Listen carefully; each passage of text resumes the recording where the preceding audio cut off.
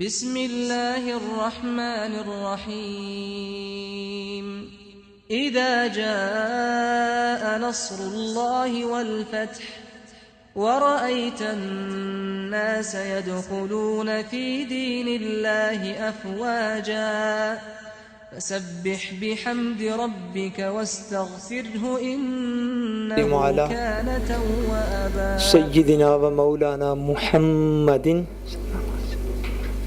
رسوله النبي الأمين المكين الحنين الكريم رؤوف الرحيم. أما بعد، أعوذ بالله من الشيطان الرجيم. بسم الله الرحمن الرحيم. اللهم صل على سيدنا ومولانا محمد وعلى آله وصحبه وبارك وسلم. الصلاة والسلام عليك يا رسول الله وعلى آلك وأصحابك يا حبيب الله.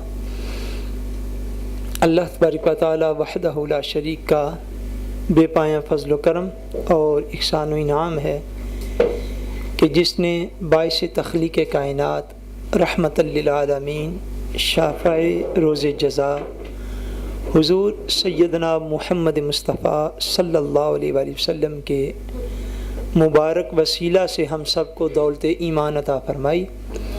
اللہ تبارک و تعالی کما حق ہو ہمیں اس دولت کی قدر کرنے کی توفیق عطا فرمائے. اپنے روزانہ کے سلسلہ درس حدیث میں اور جس ترتیب سے ہم نے شروع کیا ہے، اللہ تبارک و تعالی پر ایمان اور توحید کا عملی جو ہے پہلو وہ عرض کرنے کے بعد آج کی گفتگو میں ہم عرض کریں گے اللہ کے فرشتوں پر ایمان جو ہے اس کو اختصار کے ساتھ اپنے وقت میں ہم عرض کریں گے، چونکہ جس ترتیب سے آقائے دو جہاں صلی اللہ علیہ وسلم نے بیان فرمایا وہ وہی ترتیب ہے جس کو ہم عام طور پر پڑھتے ہیں کہ آمنت باللہ، اس کے آگے و ملائکتہ، کہ ایمان لایا میں اللہ پر اور اس کے سارے فرشتوں پر. ملائکہ کے حوالے سے، فرشتوں کے حوالے سے ہمارا جو ایمان جو ہے وہ کیا ہے، اس چیز کو آج کی گفتگو میں ہم اختصار کے ساتھ جو ہے وہ انشاءاللہ عرض کریں گے. اللہ تبارک و تعالیٰ کی جس طرح دیگر مخلوقات ہیں، انسان ہے، جنات ہیں، اس طرح اور بہت سی مخلوقات میں سے اللہ تبارک و تعالیٰ کی ایک مخلوق جس کو ہماری لینگویج میں فرشتہ کہا جاتا ہے، عربی میں ملک کہتے ہیں، اور اس کی جمع جو ہے وہ ملائک آتی ہے. قرآن مجید میں کئی مقامات پر اللہ تبارک و تعالیٰ نے فرشتوں کے متعلق جو ہے ان کے اوپر ایمان لانے میں اور ان کی عظمت میں اور ان کے کاموں کو اللہ تبارک و تعالیٰ نے بیان فرمایا ہے. ایک ترتیب ہے دین کی، یاد رکھ لیجئے گا. ترتیب میں سب سے پہلے توحید و رسالت ہیں. بولیے کیا؟ توحید و رسالت ہے. مگر اس ترتیب میں جب ہم ایمان کی صفات کو پڑھتے ہیں، یا خود حضور صلی اللہ علیہ وسلم نے جو بیان فرمائی، جو ہم نے عرض کیا تھا صحیح مسلم شریف کی حدیث کے مطابق، اس میں حضور نے بھی اسی ترتیب کے ساتھ بیان فرمایا کہ پہلے اللہ تبارک و تعالیٰ پر ایمان، اور اس کے بعد فرشتوں پر ایمان، اور اس کے بعد کتابوں پر ایمان، اور اس کے بعد رسولوں پر ایمان. اس ترتیب کو ذرا سمجھیں، یہ ترتیب کیوں ہے؟ یہ ترتیب اس لیے ہے کہ اللہ تبارک و تعالیٰ کا جو کلام ہوتا ہے، اللہ تبارک و تعالیٰ کا جو پیغام ہوتا ہے، وہ اللہ تبارک و تعالیٰ کی طرف سے وہ پیغام اللہ کے نبی کی طرف لے کے آنے والا ہستی اور لے کے آنے والی مخلوق جو ہے وہ فرشتہ ہوتی ہے. اور جو پیغام ہوتا ہے اس کو کتاب کہتے ہیں. اس کو کیا کہتے ہیں؟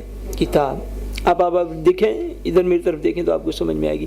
اللہ تبارک و تعالیٰ کی ذات بابرکات جو ساری کائنات میں اپنے علم اور قدرت کے ساتھ موجود ہے، مگر اللہ تبارک و تعالیٰ نے خاص اپنا جو مقام اور خاص طور پر اپنی جلوہ گاہ جو ہے وہ اپنے عرش کو قرار دیا ہے۔ اب عرش الہی سے اور اس کے نیچے سے اللہ تبارک و تعالیٰ کا فرشتہ جو ہے وہ پیغام وصول کرتا، اور وہ جو پیغام ہوتا وہ اللہ کی کتاب ہوتی۔ اب ترتیب یہ ہے کہ سب سے پہلے اللہ تبارک و تعالیٰ اس ترتیب کے مطابق، اس کے بعد فرشتہ ہے جو اللہ کا پیغام لے کے آ رہا ہے، جو پیغام ہے وہ کتاب ہے، جس کی طرف آ رہا ہے زمین پر وہ رسول ہے۔ اب یہ جتنا بھی یہ پورا چین ہے ایک، جب تک ہم فرشتے پر ایمان نہیں رکھیں گے، ملائکہ پر ایمان نہیں رکھیں گے، فرشتوں پر ایمان نہیں رکھیں گے، تو پھر کتاب پر ایمان لانا مشکل ہو جائے گا۔ یہ ترتیب ہے، چونکہ کتاب جو ہے وہ پیغام ہے جو فرشتے اللہ تبارک و تعالیٰ کی بارگاہ سے لے کر انبیاء کرام تک آئے۔ سو اللہ کے درمیان اور اس کی مخلوق جو ہے جس کو ہم عام انسان کہتے ہیں، سنیے ذرا توجہ کے ساتھ اور سمجھیے اپنے ایمان کو، کہ اللہ کے درمیان اور عام انسان کے درمیان جو واسطہ ہوتا ہے وہ رسول ہوتا ہے۔ واسطہ کون سا ہوتا ہے بولیے؟ رسول اور نبی۔ اسی طرح رسول کے درمیان اور اس کے رب کے درمیان جو واسطہ ہوتا ہے وہ فرشتہ ہوتا ہے۔ وہ کون ہوتا ہے؟ فرشتہ۔ سو جس طرح انبیاء پر ایمان لانا لازمی ہے، اسی طرح ملائکہ پر ایمان رکھنا لازمی ہے۔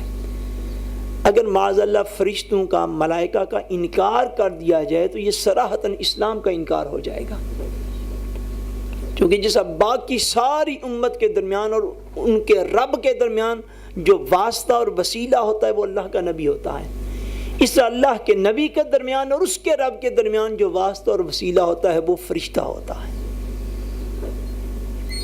سو اللہ تبارک و تعالیٰ نے اپنی یہ جو مخلوق ہے، فرشتہ ہم جسے کہتے ہیں، ملک جسے کہتے ہیں، ملائکہ جنہیں کہا جاتا ہے، ان کو اللہ تبارک و تعالیٰ نے صحیح مسلم شریف کی حدیث پاک ہے، حضور صلی اللہ علیہ وسلم نے ارشاد فرمایا کہ اللہ تبارک و تعالیٰ نے فرشتوں کو نور سے پیدا فرمایا ہے۔ کس چیز سے پیدا فرمایا؟ نور سے پیدا فرمایا، لائٹ سے پیدا کیا ہے۔ اور فرشتہ ایک ایسی مخلوق ہوتی ہے جو ایک نورانی وجود ہوتا ہے، اور وہ نورانی وجود جو ہے اپنی کئی شکلیں بدلنے پر قدرت رکھتا ہے۔ اس طرح جنات ہیں، جنات کو اللہ تبارک و تعالیٰ نے آگ سے پیدا کیا۔ کس چیز سے؟ آگ سے۔ یہ بھی حضور کا فرمان ہے۔ اور فرمایا انسان کو مٹی سے پیدا کیا۔ یعنی ہر مخلوق کا اپنا اپنے بنانے کا اللہ تبارک و تعالیٰ کی قدرت میں اس کا ایک اپنا اپنا انداز ہے۔ سو ملائکہ، فرشتے ایسے وجود ہیں جو کہ نور سے پیدا کیے گئے۔ کس چیز سے؟ نور سے پیدا کیے گئے، اور ایسے وجود ہیں جو کہ اپنی شکلیں بدلنے پر قدرت رکھتے ہیں، اور جس وقت چاہیں امر الہی کے ساتھ جیسی چاہیں شکل میں وہ جو ہے وہ اپنی شکلیں بدلنے پر قادر ہوتے ہیں۔ اور اللہ تبارک و تعالیٰ کے اس نظام قدرت میں فرشتوں کا بہت بڑا جو ہے وہ حصہ، اور اللہ تبارک و تعالیٰ کی طرف سے انہیں ذمہ داریاں سونپی جاتی ہیں، اور وہ اپنی ذمہ داریوں کو ادا کرتے ہیں۔ اللہ تبارک و تعالیٰ نے فرمایا بل عباد مکرمون، فرشتے جتنے بھی ہیں وہ اللہ کے انتہائی عزت والے بندے ہیں۔ اب ملائکہ جتنے بھی ہیں ان کی تعداد کتنی ہے؟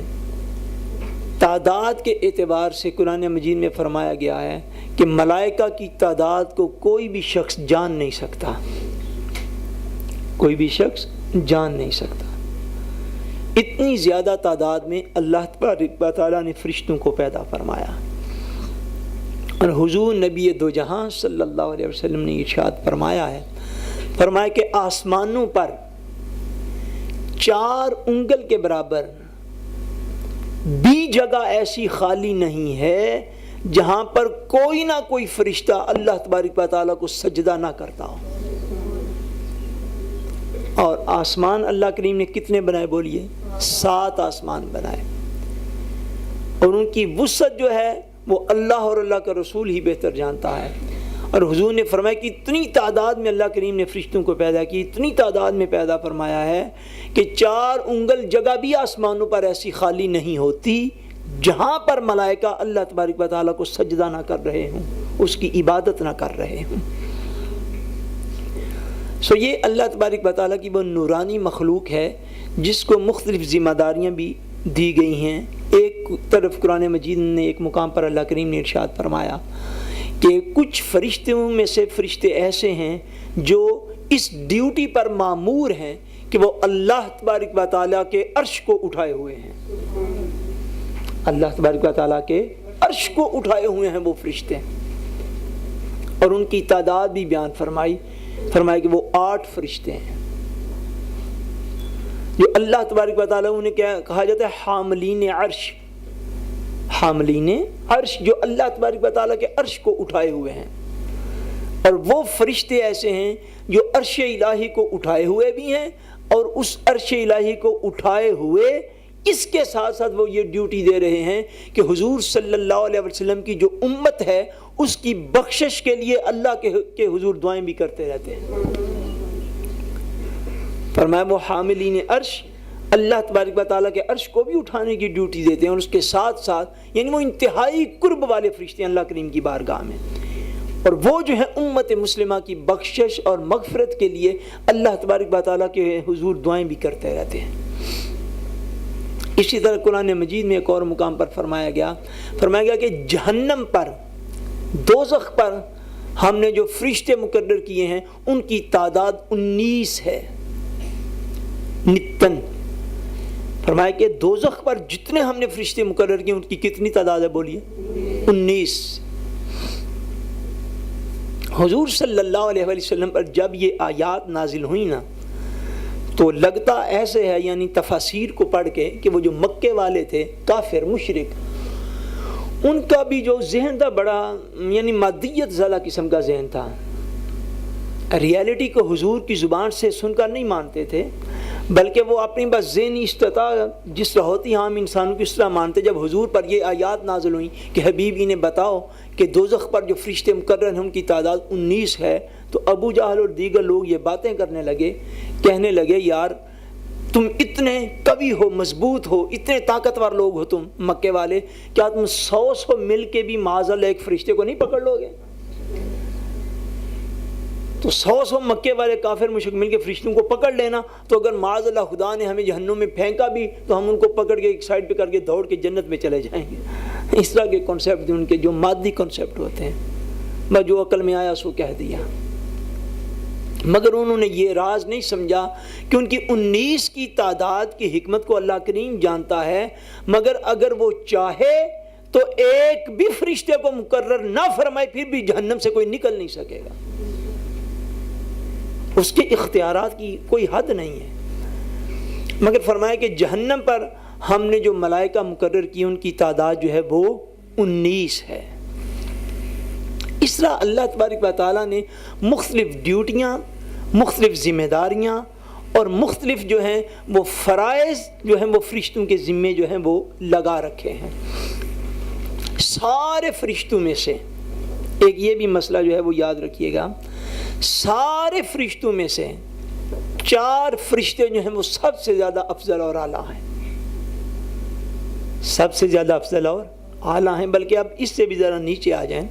وہ یہ ہے کہ ملائکہ میں جس طرح درجہ بندی ہے اسی طرح انسانوں میں درجہ بندی ہوتی ہے، انسانوں میں بھی درجہ بندی ہوتی ہے۔ مثلا کہ جتنے بھی انسان ہیں وہ انسان ہونے میں تو ایک جیسے ہیں مگر اپنے درجے، رتبے اور منصب کے اعتبار سے ایک جیسے نہیں ہوتے۔ جس طرح وزیر اعظم ہے اور عوام ہوتے ہیں، کھنگے جو ہے کنگ جو ہے وہ کنگ ہے باہر صورت، اور باقی عوام جو ہیں وہ پھر بھی عوام ہیں۔ اسی طرح یہ جو ترتیب درجہ بندی کی ہوتی ہے، جیسا سارے انسان تو ہیں مگر مسلمان بھی ہیں اور کافر بھی ہیں، اور مسلمان جو ہے وہ صاف ظاہر کافر سے زیادہ افضل اور اعلیٰ ہوتا ہے۔ جس طرح انسانوں میں درجہ بندیاں ہوتی ہیں اسی طرح ملائکہ میں بھی درجہ بندیاں ہیں، مگر اس میں یہ چیز جو ہے وہ یاد رکھیے گا کہ انسان ساری مخلوق سے افضل اور اعلیٰ ہے، مگر اس میں یہ بھی درجہ بندی موجود ہے کہ عام فرشتے جو ہیں، کیا عام فرشتے جو ہیں وہ عام انسانوں سے افضل اور اعلیٰ ہیں۔ عام فرشتے ہم جیسے عام گناہگار خطاکار سیاکار جو انسان ہوتے ہیں، ان سے درجہ اور رتبہ میں عام فرشتے جو ہیں وہ افضل اور اعلیٰ ہیں۔ مگر مسلمانوں میں جو اولیاء کاملین ہوتے ہیں، اولیاء کاملین صالحین متقین، اولیاء کرام جو کاملین ہوتے ہیں وہ درجہ اور رتبہ میں عام فرشتوں سے افضل اور اعلیٰ ہوتے ہیں۔ یہ وہ لوگ ہیں جن کے متعلق اقبال نے بھی ایک مقام پر کہا تھا کہ فرشتوں سے بڑھ کر ہے انسان ہونا، مگر اس میں لگتی ہے محنت زیادہ۔ وہ جو فرشتوں سے عام فرشتوں سے بڑھ کر ہوتے ہیں درجہ رتبہ میں، وہ اولیاء کاملین صالحین جو ہیں وہ عام ملائکہ سے عام فرشتوں سے درجہ اور رتبہ میں آگے بڑھ جاتے ہیں۔ اسی طرح جس طرح انسانوں میں اللہ تبارک و تعالیٰ نے کچھ اپنے رسول مقرر فرمائے، اسی طرح ملائکہ میں بھی کچھ ملائکہ جو ہیں وہ رسول ہوتے ہیں۔ ملائکہ میں فرشتوں میں کچھ ملائکہ جو ہیں وہ اللہ کے رسول ہوتے ہیں جو پیغام دیگر فرشتوں تک پہنچاتے ہیں۔ وہ جو رسل ملائکہ ہیں، کون سے ملائکہ؟ رسل۔ وہ جو رسل ملائکہ ہیں جو اللہ کے رسول ملائکہ ہیں، ان کا درجہ اور رتبہ اولیاء کرام سے بڑھ کر ہوتا ہے۔ وہ درجے اور رتبے میں اولیاء کرام سے بڑھ کے ہوتے ہیں۔ اور جو انسانوں میں رسول بنا کر بھیجے گئے، جو انسانوں میں نبی بنا کر بھیجے گئے، اور پھر انسانوں میں جتنے بھی اولو العزم رسل ہیں، حضور صلی اللہ علیہ وسلم سمیت دیگر جتنے بھی رسول ہیں، ان کا درجہ وہ جو ملائکہ میں رسول ہیں ان کی نسبت بھی کہیں افضل اور اعلیٰ ہوتا ہے۔ یعنی ایک ترتیب ہے۔ اور پھر ملائکہ میں سے جو 4 فرشتے ہیں وہ سب سے زیادہ افضل اور اعلیٰ ہیں۔ ان میں سے ایک ہیں حضرت سیدنا اسرافیل، ایک ہیں حضرت سیدنا عزرائیل، ایک ہیں حضرت سیدنا میکائیل، اور سارے فرشتوں کے سردار حضرت سیدنا جبرائیل علیہ السلام۔ یہ 4 فرشتے جو ہیں سارے ملائکہ سے افضل اور اعلیٰ ہیں مقام و مرتبہ میں، مگر یہ 4 فرشتے بھی اپنے مقام و مرتبہ میں رسول جو ہیں، انسانوں کے اندر جو رسول ہیں ان سے مقام و مرتبہ میں جو ہے رسول وہ زیادہ بڑھ کر شان والے ہیں۔ اور اللہ تبارک و تعالیٰ کی ساری مخلوق میں، بے شک انسان ہو یا ملائکہ ہوں، اللہ کی ساری مخلوق میں مخلوق ہونے کے ناطے جس کا سب سے بڑھ کر مقام و مرتبہ ہے وہ میرے اور آپ کے نبی حضرت محمد مصطفیٰ صلی اللہ علیہ وسلم۔ حضور سے بڑھ کر مخلوق میں اللہ تبارک و تعالیٰ نے کسی کو مقام نہیں عطا فرمایا۔ یہ جو 4 ملائکہ ہیں جو فرشتوں میں سب سے بڑھ کر افضل اور اعلیٰ ہیں، ان میں سے حضرت سیدنا اسرافیل علیہ السلام، یہ اللہ تبارک و تعالیٰ کے وہ فرشتے ہیں جو کہ قیامت کا اعلان کرنے والے ہیں۔ ان کے ذمہ یہ ذمہ داری ہے جو قیامت کا اعلان کرنے والے ہیں۔ احادیث کی کتب میں اور عام طور پر آپ ایک لفظ سنتے ہیں جس کو کہا جاتا ہے سورہ اسرافیل، سواد باو را، یہ لفظ لکھا جاتا ہے سین کے ساتھ نہیں، سواد باو را، سورہ اسرافیل۔ سورہ اسرافیل کیا ہے؟ نبی دو جہاں صلی اللہ علیہ وسلم نے ارشاد فرمایا کہ حضرت اسرافیل علیہ السلام کو اللہ تبارک و تعالیٰ نے کسی ایک مقام پر کھڑا کر دیا ہے، اور ان کے ہاتھ میں سور، سواد باو را کے ساتھ سور کا مزید آپ لیت اس کو کریں گے تو اس کا مطلب ہوگا ایک باجا سا، جس سے ایک باجا ہوتا ہے جس سے کوئی چیز کے بجنے کی آواز آتی ہے، کوئی انسٹرومنٹ ہوتا ہے۔ اللہ تبارک و تعالیٰ نے ان کو ایک انسٹرومنٹ جو ہے جس سے آواز نکلتی ہے وہ دے کے کھڑا کیا ہوا ہے قیامت کا اعلان کرنے کے لیے۔ اور ہزاروں لاکھوں کروڑوں سالوں سے خدا جانے کتنے سال گزر گئے وہ اس ڈیوٹی پر کھڑے انتظار کر رہے ہیں کہ کب اللہ تبارک و تعالی حکم دے تو میں اس کے اندر پھونک ماروں. وہ پھونک ماریں گے, ان کے پھونکنے سے اس کی آواز پیدا ہوگی, اور اس کی آواز, اس انسٹرومنٹ کی آواز آہستہ آہستہ آہستہ آہستہ روئے زمین پر سنی جائے گی, مگر وہ آہستہ آہستہ اپنی جو ہے وہ اب کیا کہنے اس کی آواز کی شدت جو ہے وہ اتنی زیادہ ہو جائے گی کہ جس شخص کے کانوں میں وہ آواز پڑے گی فوری طور پہ مر جائے گا, حتیٰ کہ وہ آواز اتنی بڑھ جائے گی کہ ساری روئے زمین پر انسانوں کو سنائی دے گی, اور اس وقت جتنے بھی انسان روئے زمین پر ہوں گے, بے شک ان کی تعداد کروڑوں ہو اربوں ہو اس سے بھی آگے بڑھ جائے, وہ سارے اس کی آواز کے ساتھ جو ہے وہ مین گانگ مر جائیں گے, اور قیامت جو ہے وہ برپا کر دی جائے گی. اس ڈیوٹی پر کھڑے جو فرشتے ہیں ان کا نام ہے حضرت, بولیے نا, حضرت اسرافیل. یہ اللہ تبارک و تعالیٰ کے سارے فرشتوں میں معزز ترین 4 فرشتے ہیں. اس کے بعد جو اللہ کریم کی بارگاہ میں جو معزز ترین فرشتوں میں سے ہیں وہ ہیں حضرت سیدنا اسرائیل علیہ السلام. حضرت سیدنا اسرائیل علیہ السلام, انہی کو قرآن مجید میں اللہ تبارک و تعالیٰ نے خود ملک الموت بھی فرمایا ہے.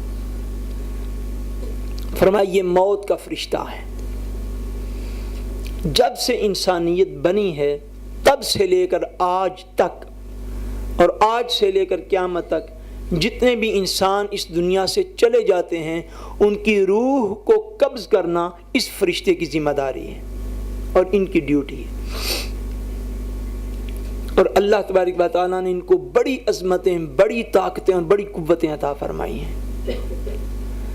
اب اندازہ فرما لیں تھوڑا سا غور کر کے کہ اس وقت اس وقت جس وقت ہم ایک دوسرے سے اللہ تبارک و تعالیٰ کے دین کی باتیں کر رہے ہیں, سیکھ رہے ہیں اور سکھا رہے ہیں, اس وقت ہزارہ افراد روئے زمین سے ان کی روح قبض کر کے انہیں اوپر پہنچایا جا رہا ہے اس وقت.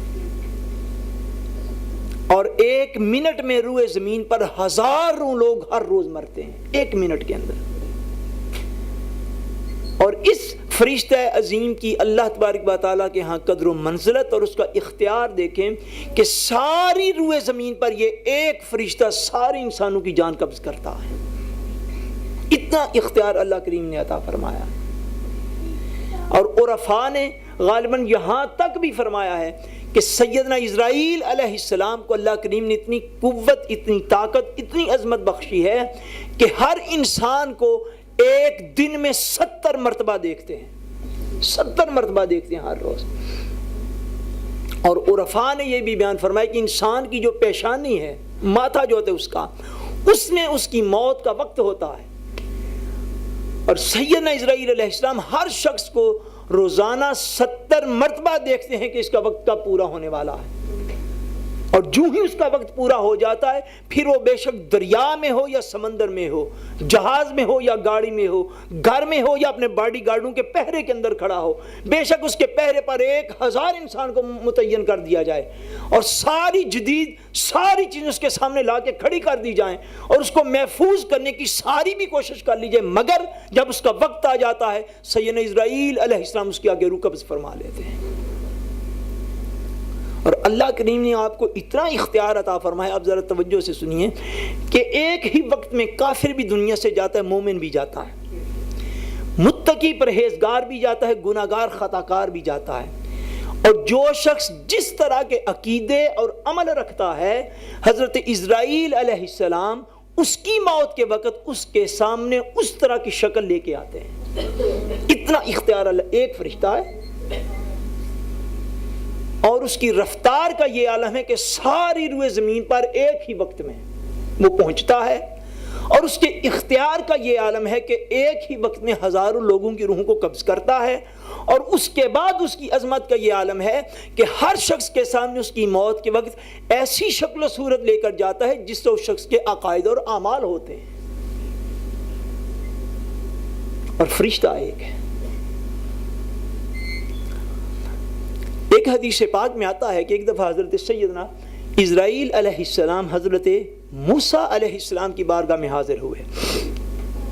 بلکہ یہ روایت ہے جو علماء نے بیان فرمائی ہے. حضرت موسیٰ علیہ السلام کی بارگاہ میں حاضر ہوئے تو حضرت موسیٰ نے عرض کیا، آپ نے ارشاد فرمایا حضرت اسرائیل سے، آپ نے فرمایا اسرائیل آج میرا جی چاہتا ہے کہ میں آپ کو دیکھوں کہ آپ جب کسی گناہ گار خطا کار کی روح قبض کرتے ہیں تو آپ کی شکل و صورت کیسی ہوتی ہے. حضرت اسرائیل علیہ السلام نے فرمایا کہ حضرت آپ ذرا آنکھوں کو بند کریں یا منہ دوسری طرف کریں، میں آپ کو آواز دوں گا پھر ادھر کر لیں. موسیٰ علیہ السلام نے چہرہ مبارک دوسری طرف کیا، آپ نے آواز دی. حضرت موسیٰ علیہ السلام اللہ کے نبی، جلیل القدر نبی، اور علماء نے اردو میں ایک بڑا لفظ لکھا ہے کہ اللہ تعالیٰ کے لاڈلے نبی، جن کے لاڈ پیار ان کے اور ان کی امت کے اللہ کریم نے بڑے دیکھے. اللہ تبارک و تعالیٰ کے جلیل القدر نبی حضرت موسیٰ علیہ السلام، نبی کریم صلی اللہ علیہ وسلم کے بعد قرآن مجید میں سب سے زیادہ جس نبی کا ذکر ہے وہ حضرت موسیٰ علیہ السلام. حضرت موسیٰ علیہ السلام نے جب اس طرف شکل کی دھیان کیا حضرت اسرائیل علیہ السلام کی طرف، تو حضرت موسیٰ علیہ السلام کا دل جو ہے وہ بھی دہک گیا ہوگا. آپ نے فرمایا اچھا اب اس طرح کرو کہ آپ جب کسی متقی صالح مومن کی روح قبض کرتے ہیں اس وقت جو شکل و صورت لے کر جاتے ہیں مجھے وہ بھی دکھائیں. حضرت اسرائیل علیہ السلام نے وہ بھی دکھائی. اب وہ دونوں کیفیتیں دیکھنے کے بعد علماء بیان کرتے ہیں کہ حضرت موسیٰ علیہ السلام نے جو فرمایا وہ یہ تھا. حضرت موسیٰ نے فرمایا کہ میں یہ گمان کرتا ہوں کہ اگر کسی شخص کی موت کے وقت حضرت اسرائیل علیہ السلام ایسی شکل لے کر آ جائیں جو کہ گناہگار کی روح قبض کرنے کے وقت لے کے آتے ہیں، تو ہم نے فرمایا کہ اگر اس شخص کو روز محشر اور قبر کے اندر کوئی بھی عذاب نہ دیا جائے تو اس کے لیے اس شکل کو دیکھ لینے کافی عذاب ہوگا. اور فرمایا پھر جیسی متقی پرہیزگار کی روح قبض کرنے کے لیے جب تشریف لاتے ہیں تو وہ شکل مبارک ہوتی ہے. فرمایا اگر وہ شکل دیکھ لینے کے بعد اس کو قبر کے اندر کوئی راحت نہ دی جائے اور قیامت کے بعد اس کو کوئی جنت نہ دی جائے تو وہ خالی اس شکل کو یاد رکھ لے، وہ شکل ہی اجر میں اس کے لیے کافی ہو جائے گی. مگر یہ گناہ گاری اور پرہیزگاری ملتی کہاں سے ہے؟ اس دنیا سے. اس لیے انسان کا وقت لمیٹڈ رکھا گیا ہے کہ یہ دنیا آزمائش گاہ ہے، آرام گاہ نہیں ہے. آپ پاکستان میں جائیں نا یا ایران وغیرہ میں جہاں پہ اردو یا فارسی پڑھی اور بولی جاتی ہے، جب قبرستان کسی سے گزریں گے ادھر لکھا ہوگا آرام، آخری آرام گاہ. انسان کی آخری آرام گاہ جو ہے وہ قبرستان ہے. دنیا یاد رکھ لیجئے گا آرام گاہ نہیں ہے، یہ آزمائش گاہ ہے. یہاں پہ امتحان ہو رہا ہے ہر شخص کا. اور وہ جو نیکوکاری یا گناہگاری ہے وہ اس دنیا سے ملتی ہے. وہ جو جنت اور دوزخ ہے وہ بھی یہاں سے خریدی جاتی ہے. دونوں چیزیں یہاں پہ دستیاب کر دی گئی اور انسان کو ولگ دے دی گئی ہے. وَهَدَيْنَاهُ النَّجْدَيْنِ اللہ کریم نے فرمایا ہم نے انسان کے اوپر دونوں راستے واضح کر دیے ہیں. اس کو ہدایت دے دی ہے، چاہے تو ادھر جائے چاہے تو ادھر جائے. بہرحال اللہ تبارک و تعالیٰ کے فرشتوں میں اس کے بعد جو معزز فرشتے وہ حضرت میکائیل علیہ السلام ہیں. حضرت میکائیل علیہ السلام. اور حضرت میکائیل علیہ السلام اللہ تبارک و تعالیٰ کے وہ فرشتے ہیں کہ جن کا قرآن مجید میں اللہ تبارک و تعالیٰ نے بائی نیم ذکر فرمایا ہے. سورہ البقرہ کے اندر پہلے پارے کے اندر اللہ تبارک و تعالیٰ نے حضرت میکائیل علیہ السلام کا اور پلس حضرت جبریل امین علیہ السلام کا، ان دونوں کا ذکر فرمایا اور فرمایا من کان عدوا للہ و ملائکتہ و جبریل و میکائیل. فرمایا جس نے دشمنی کی اللہ کے ساتھ، اس کے فرشتوں کے ساتھ اور بالخصوص حضرت میکائیل اور حضرت جبریل کے ساتھ، وہ یاد رکھ لے کہ وہ کافر ہو جائے گا. حضرت میکائیل کا اور پلس حضرت جبریل امین علیہ السلام کا ذکر جو ہے وہ اللہ تبارک و تعالیٰ نے بائی نیم قرآن مقدس میں فرمایا. اور حضرت میکائیل علیہ السلام عام علماء کے خیال کے مطابق وہ روزی پر متعین کیے گئے ہیں اور سارے فرشتوں سے بڑھ کر افضل اور اعلیٰ ہیں حضرت سیدنا جبریل امین علیہ السلام. اور یہ وہ سید الملائکہ آپ کا لقب ہے، یعنی سارے فرشتوں کے سردار. سید الملائکہ جو ہیں حضرت جبریل امین، یہ وہ عظیم فرشتہ ہے جو سارے نبیوں پر کم و بیش اللہ تبارک و تعالیٰ کا پیغام وصول کرنے والے اور اللہ کا پیغام وصول کر کے انبیاء کے قلوب پر نازل ہونے والے، یہ حضرت سیدنا جبریل امین علیہ السلام ہیں۔ اور ہم اپنی قسمت پر قربان کیوں نہ جائیں اور اللہ تبارک و تعالیٰ کا شکر کیوں نہ کریں جو سارے فرشتوں کا سردار ہے۔ اس کو بھی معراج کی رات جب حضور کو جگانا پڑا تو مصطفیٰ کے قدموں کو چوم کر تو جگانے کی سعادت حاصل کی۔ ملائکہ کا سردار ہے مگر حضور کا غلام ہے، حضور کے در کا خادم ہے۔ سید الملائکہ حضرت جبریل امین علیہ السلام، قرآن مجید میں ایک مقام پر ہے، فرمائے فرشتوں کو ہم نے بعضوں کو 2 پر عطا کیے، بعضوں کو 3 پر عطا کیے، بعضوں کو 4 پر عطا کیے۔ یعنی فرشتے ہیں پر بھی رکھتے ہیں، فرمائے کسی کو 2 پر دیے، کسی کو 3 دیے، کسی کو 4 دیے۔ اور حضور صلی اللہ علیہ وسلم نے ارشاد فرمایا کہ میں نے سیدنا جبریل امین کو دیکھا اور ان کو میں نے 600 پروں کے ساتھ دیکھا۔ 600 پر حضرت جبریل امین کے نبی کریم صلی اللہ علیہ وسلم نے بیان فرمایا۔ اور آپ جو ہیں بعض اوقات سیدنا جبریل امین، جس سے میں نے عرض کیا کہ اللہ کے فرشتے جو ہیں یہ جب چاہیں شکل جو ہیں وہ امر الہی سے بدلنے پر قادر ہوتے ہیں۔ حضور صلی اللہ علیہ وسلم کی بارگاہ میں، جس سے میں نے حدیث جبریل میں عرض کیا تھا کہ سیدنا جبریل انسانی شکل میں حاضر ہوئے، اور اس کے بعد حضرت سیدنا جبریل امین حضور کی بارگاہ میں کئی مرتبہ حاضر ہوتے جب انسانی شکل میں۔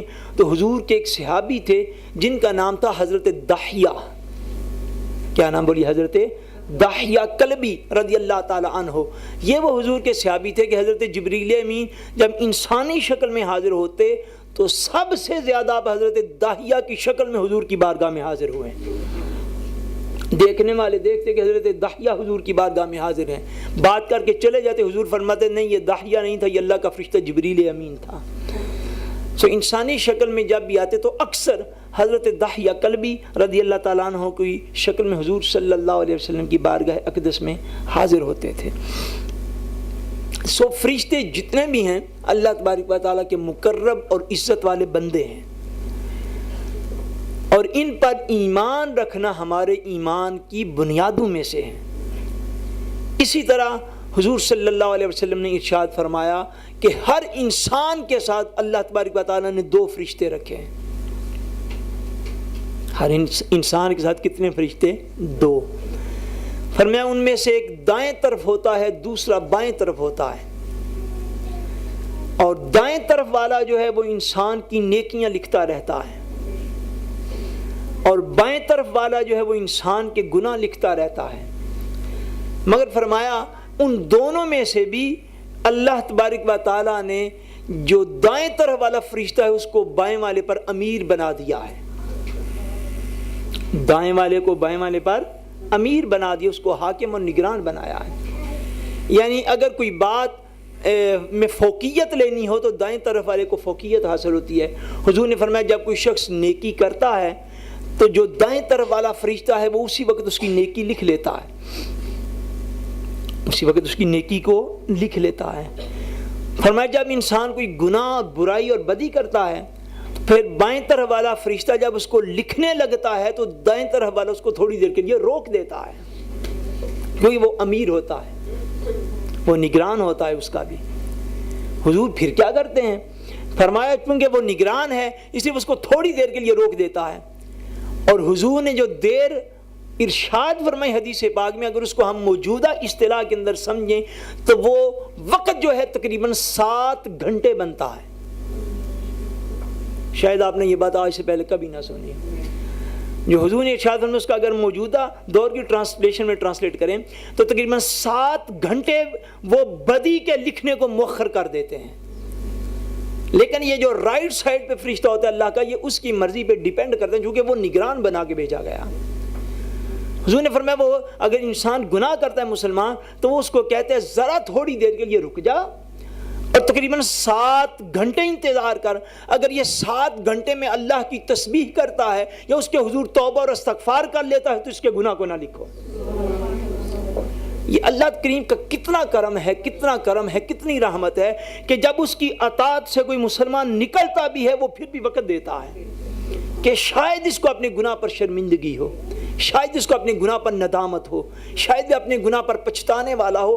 تو فرمایا حضور نے کہ وہ جو رائٹ سائڈ والا فرشتہ جو ہے وہ کہتا ہے ذرا ٹھہر جاؤ، اور وہ ٹھہرنے کی مدت حضور نے تقریباً 7 گھنٹے بیان فرمائی۔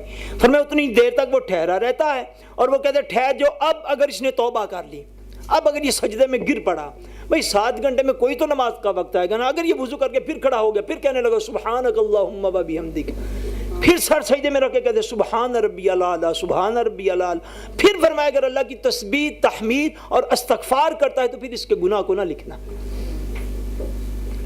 یہ قرآن مجید میں بھی فرمایا کہ کرامن کاتبین، فرمایا وَإِنَّ عَلَيْكُمْ لَحَافِظِينَ كِرَامًا كَاتِبِينَ يَعْلَمُونَ مَا تَفْعَلُونَ، فرمایا اللہ نے تم پر نگران فرشتے بنا دیے ہیں، بڑی عزت والے ہیں، يَعْلَمُونَ مَا تَفْعَلُونَ، جو تم کرتے ہو وہ اس کو جاننے والے ہیں۔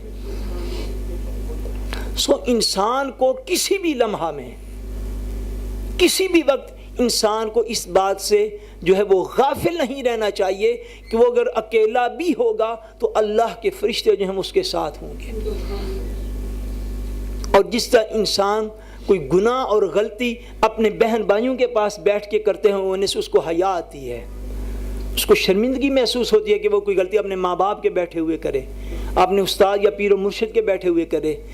فرشتے جو انسان کے ساتھ لگا دیے گئے وہ زیادہ حقدار ہیں کہ ہم ان سے حیا کرنے والے بن جائیں۔ اور اس سے بھی بڑھ کر جب فرشتے بھی بسا اوقات، 2 مراحل ایسے ہوتے ہیں، جب ملائکہ بھی بندے کے ساتھ نہیں ہوتے تو کچھ نہ ہو تو علم الہی کے ساتھ اللہ تبارک و تعالیٰ تو ہر وقت بندے کے ساتھ ہوتا ہے۔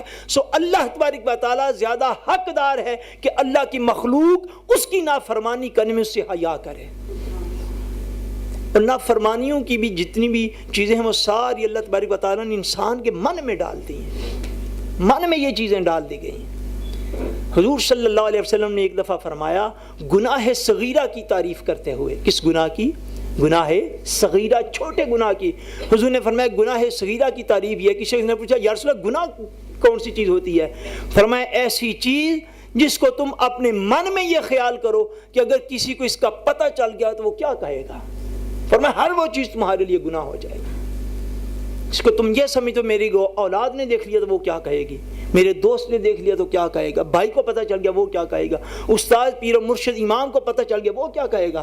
فرمایا جس بات میں تمہارا دل جو ہے ڈاؤٹ میں پڑ جائے یار اگر کسی کو پتہ چل گیا وہ کیا کہے گا، فرمایا وہ چیز تمہارے لیے گناہ ہے۔ یعنی گناہ اور ثواب کا کنسپٹ آپ بالکل، ہم جس کو چٹا نہ پڑھ لو بندہ کہتے اس کو بھی پکڑ لے، اس کے بھی دل کے اندر یہ چیز اللہ کریم نے ڈال دی ہے، بندے کو پتہ چل جاتا ہے یار یہ چیز گناہ ہے، یہ ثواب ہے۔ بندے کو کبھی بھی اپنے آپ کو تنہا اور اکیلا محسوس نہیں کرنا چاہیے۔ کیوں کہ فرشتوں پر ایمان ہمارے ایمان کا حصہ ہے۔ ہم کس طرح اپنے آپ کو اکیلا محسوس کریں گے؟ حتیٰ کہ ملائکہ ایسی ڈیوٹی پر بھی متعین ہوتے ہیں کہ اس مسلمان کی، انسان کی حفاظت کرنے پر بھی ان کی ڈیوٹیاں ہوتی ہیں۔ اور بڑی دفعہ ایسے وقت آ جاتے ہیں ہم سنتے ہیں یار وہ فلاں ایکسیڈنٹ ہوا تھا 3 بندے تو فوت ہو گئے، ایک درمیان میں سے بچ گیا ہے۔ بھائی وہ بچتا کیسے؟ جب تک اس کی موت کا وقت نہیں آتا اتنی دیر تک فرشتے اس کی حفاظت بھی کرتے ہیں۔ یہ بھی امر الہی ہے۔ یعنی کسی بھی وقت بندہ جو ہے وہ ملائکہ کے، جب سے انسان پیدا کیا جاتا ہے موت تک ملائکہ کے جو ہے وہ ہم نشینی، اس سے بندہ جو ہے وہ الگ نہیں ہوتا، اس کو محسوس کرنا چاہیے کیونکہ یہ ہمارے ایمان کا حصہ ہے۔ جب ایمان کمزور ہو جاتا ہے پھر بندہ بے عملی کی راہوں پہ چل نکلتا ہے۔ اس بات کو ذہن میں رکھیے کہ ایمان بالملائکہ، فرشتوں پر ایمان جو ہے یہ ہمارے ایمان کا حصہ ہے کہ فرشتے ہیں، اللہ کی نورانی مخلوق ہیں، اور اللہ تبارک و تعالیٰ نے ان کے اوپر مختلف ذمہ داریاں جو ہیں وہ ڈالی ہیں، اور وہ کسی بھی ذمہ داری میں اللہ تبارک و تعالیٰ کی نافرمانی نہیں کرتے، اللہ کریم کی نافرمانی نہیں کرتے۔ اللہ تبارک و تعالیٰ ہم سب کے ایمانوں کو مضبوط فرمائے اور ہم سب کا خاتمہ بالایمان فرمائے۔ وما علینا الا البلاغ۔